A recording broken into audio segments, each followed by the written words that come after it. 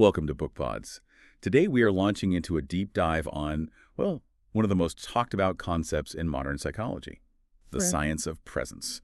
We're focusing on the work of Harvard psychologist Amy Cuddy and her book, Presence, bringing your boldest self to your biggest challenges. And I think this is for anyone who, shows up for those big life moments, a pitch, a job interview, maybe a difficult conversation, and you walk away just feeling depleted. Or wishing you'd been just 10% more you. Exactly.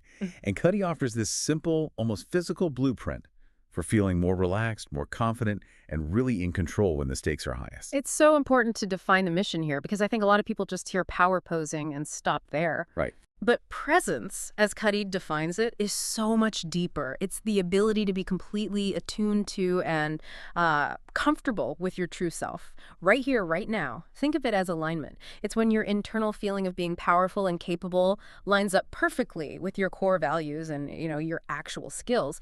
The whole point is to create a genuine internal change so you can stop faking confidence and actually start operating from a place of authenticity.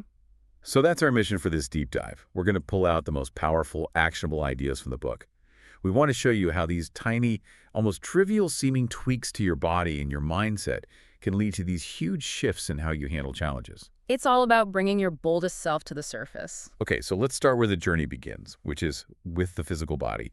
Cuddy's core idea is so simple. Your body speaks before you do. I love the analogy she uses. Your words are the lyrics, but your body, that's the melody. And if that melody is off, if your words say, I'm confident, but your slumped shoulders are screaming, I'm terrified, people hear the melody. They believe your body over your words every single time. That resonates so much because we've all felt it. You can have the most polished speech, but if you're physically shrinking, the message just gets lost. Yeah. But the real game changer here in her research isn't just about how other people see you. It's about what you're doing to yourself. Precisely. When we adopt an expansive, open posture, standing tall, chest open, head up, we don't just project confidence. We actually start to generate it internally. And this is where we get into the biology, which takes it way beyond just like putting on a show. Okay, so explain that internal switch. Yeah. Are you really saying that just holding a pose for a few minutes can actually change my body's chemistry?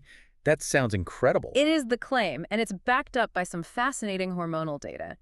Adopting these powerful postures, it really does influence our internal systems, and fast. Studies show that just 2 minutes in an expansive pose can increase your levels of testosterone. And testosterone is linked to what? Assertiveness. Assertiveness, confidence, and a willingness to take risks. But here's the other side of it, which is maybe even more critical. At the same time, it significantly decreases your levels of cortisol, The stress hormone. the stress hormone. Cortisol is what makes us anxious, reactive, and it shuts down complex thought. So by lowering it, you are chemically making yourself calmer and more resilient.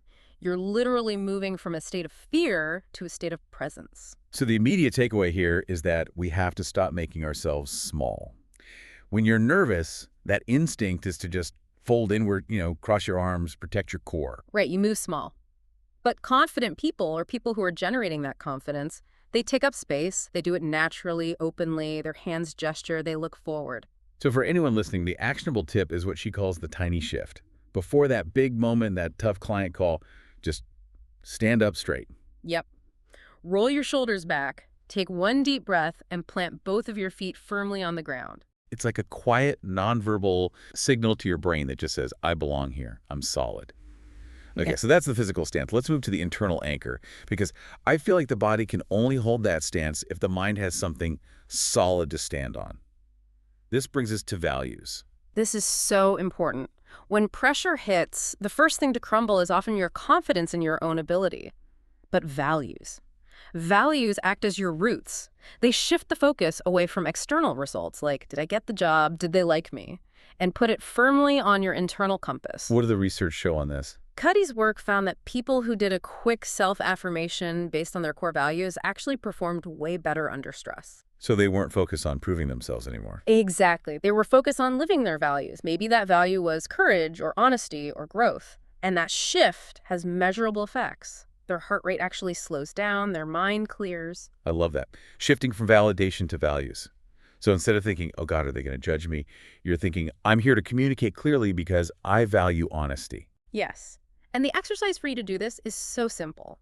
Before a big event, just pick one core value courage, maybe. Okay. Then just write one single line about why it matters to you. Something like, I value courage because it helps me speak my truth. Even when my voice is shaking, it just recenters everything. That grounding is so essential. Even when you're anchored in your values, the biggest saboteur is always that inner critic. We have to talk about imposter syndrome. This is such a relief for so many people, just realizing how normal this is. What feeling of being a fraud, of not deserving your success, it is incredibly common. It's that little voice whispering, you just got lucky, and any minute now they're going to figure you out. And what I really appreciate about Cuddy's approach is that the goal isn't to silence that voice. I mean, that's almost impossible. The trick is to stop letting it drive. To see that doubt doesn't define you. Exactly. And here's the aha moment of this whole section. Confidence is not a prerequisite for action. You don't wait until you feel ready. No. Confidence is what grows after you act. You have to do it anyway. Feeling nervous and feeling prepared are not mutually exclusive. You can be both. So, a quick counter tactic. Okay. When that voice starts up, telling you you don't belong, You need to have a planned response. The best one is to write down 3 specific, tangible reasons you earned your seat at that table. 3 things you did or prepared that justify you being in that room. you're treating doubt like a passenger, but your accomplishments are the one driving the car. Okay, let's look at the moment the stress actually hits. The pressure becomes overwhelming. Your body starts to tighten up. This is where we need the internal reset. This is when what Cuddy calls the inhibition system kicks in, right?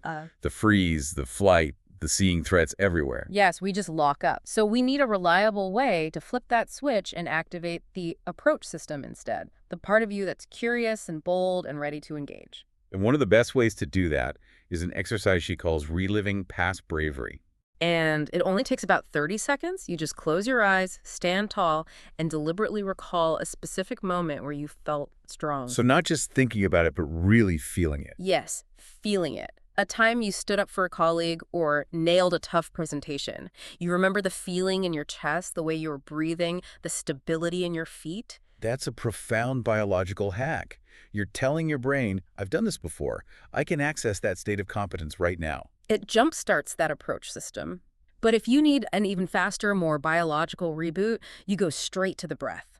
The breath is the master switch for your nervous system. We hear take a deep breath all the time, but the neuroscience of why it works is what's really fascinating. It's not just some vague calming thing. That's right.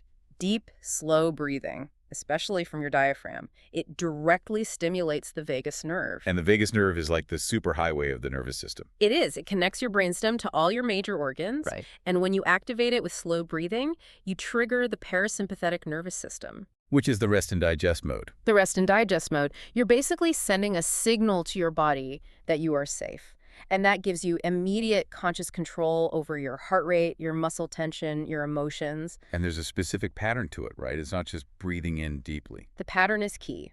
The goal is to make your exhale longer than your inhale. Cuddy suggests the 4-2-6 pattern. You inhale for 4 counts, you hold for 2. And then the critical part. The most critical part. You exhale slowly, fully for 6 counts. That long exhale is the cooling mechanism for your mind. It also warms and relaxes your vocal cords, which is a huge bonus. Do that just 5 times before you walk into a stressful situation, and you can actually feel a wave of calm. It's a complete mental and chemical reset. So we've covered the body, the mind, the internal reset. Let's put it all together now in what Cuddy calls the full presence stack. This really centers on her most famous idea, but it's also the most misused one. Power pose in private, stay open in public. And the distinction here is all about the purpose of each action. The private ritual is for your chemistry. You find a private space, a restroom stall works great, and you adopt a high-power pose for 2 full minutes. The Wonder Woman. Hands on hips. Hands on hips or hands behind your head, chin up. This isn't for an audience, this is for you. It's an internal dose of self-generated confidence to make you feel stronger and more willing to take a risk. And then when you walk into the room, you shift gears. You shift. Your public stance is all about being open and welcoming. This is the invitation to connect. You smile, make eye contact, use your hands naturally. The chemical change happened in private. The authenticity happens in public. So the whole pre-event ritual is this quick, powerful stack, 2 minutes of power posing. 5 slow 4-2-6 breaths. A quick reminder of your core value.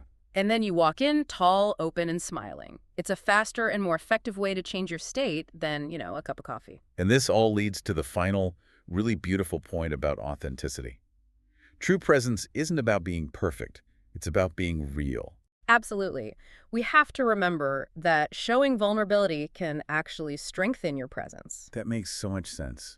When someone admits they're a little nervous or that they don't know something, they become instantly more human, more relatable. Trying to project this image of being untouchable is exhausting, and it just creates distance. Authenticity is really the ultimate power move. Of course, we should add that these body-mind tools are amplifiers. They're not a substitute for the basics. You can't power pose your way out of not knowing your material. True confidence always rests on a foundation of thorough preparation. Right. Preparation, visualizing success, reviewing your key points. That's what ensures that when you access that state of presence, you have real substance to back it up. The pose gets you to the starting line, but preparation helps you finish the race. So to just quickly recap this whole journey, your body is your first sentence. Your values are your foundation, Your breath is your reset button. and doubt is a passenger, not the driver. Cuddy's message really is one of self-acceptance. These aren't tricks to become someone else. They are small, intentional behaviors to help you come home to the calm, confident, capable person you already are. The person who just gets hidden under layers of stress and self-doubt. Exactly. And when you think about it, these tiny shifts unlock so much potential. You start moving from a place of dreading challenges to approaching them with a sense of curiosity. Which really brings up an important final question for you, the listener. If power and confidence are simply states you can access in 2 minutes, what's the single biggest opportunity, personal or professional, that you've been avoiding because you felt you weren't ready yet? Something to think about as you start using your stack and walking tall into your next big challenge. Go activate your approach system. We'll catch you on the next deep dive.